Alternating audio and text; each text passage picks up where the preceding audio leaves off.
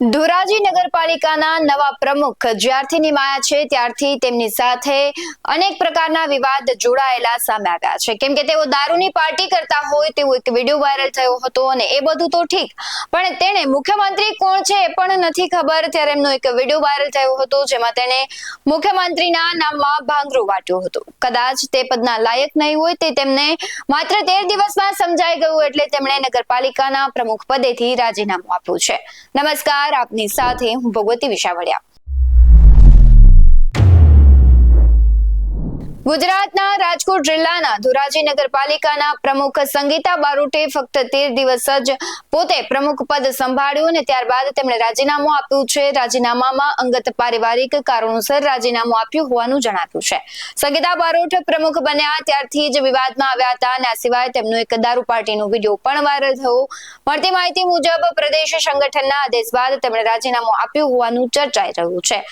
રાજીનામા મુદ્દે સંગીતા બારોટે મીડિયા સમક્ષ કહ્યું કે મારી સ્વેચ્છાએ રાજીનામું આપ્યું છે, કોઈનો કઈ વાક નથી. હું પક્ષ સાથે જોડાયેલી છું અને નગરપાલિકાનું કોઈ પણ કામ હશે તો હું સાથે રહીને કામ કરીશ.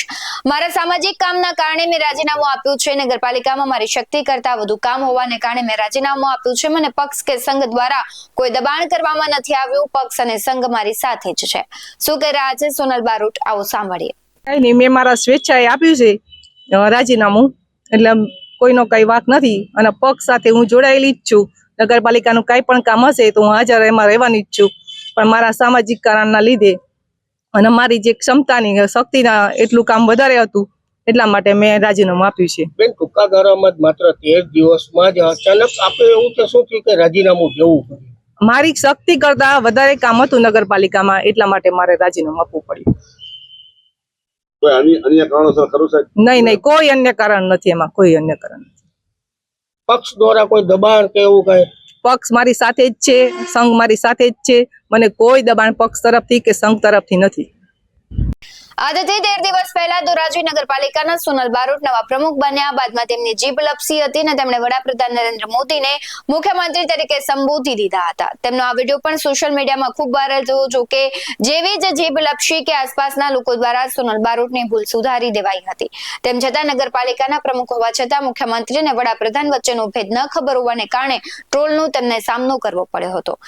આવા લોકોને સરકાર પ્રજાના કામ માટે જવાબદારી સોંપે છે, પરંતુ સારી વાત તો એ છે કે પોતાનું પાણી પોતે માપી અને પોતે સામેથી રાજીનામું આપ્યું. આનું પરિણામ જો પ્રજાને ભોગવવું પડે એથી સારું થયું કે બેને સમજીને સારી વાત છે કે પોતે રાજીનામાનો નિર્ણય લીધો. આશા છે કે નવા પ્રમુખ મળશે તે લોકહિત અને જ્ઞાની હશે. આ મુદ્દે આપનું શું કહેવું છે કમેન્ટ કરી જરૂરથી જણાવજો. આવા જ વધુ અહેવાલો સાથે ફરી મળતા રહીશું. તમે અમારી YouTube ચેનલને સબસ્ક્રાઇબ કરવાનું, અમને Facebook અને Instagram પર ફોલો કરવાનું ભૂલશો નહીં. બાકી નવી અપડેટ્સ મેળવવા માટે આપ જોતા રહો BS9 TV ન્યૂઝ. નમસ્કાર.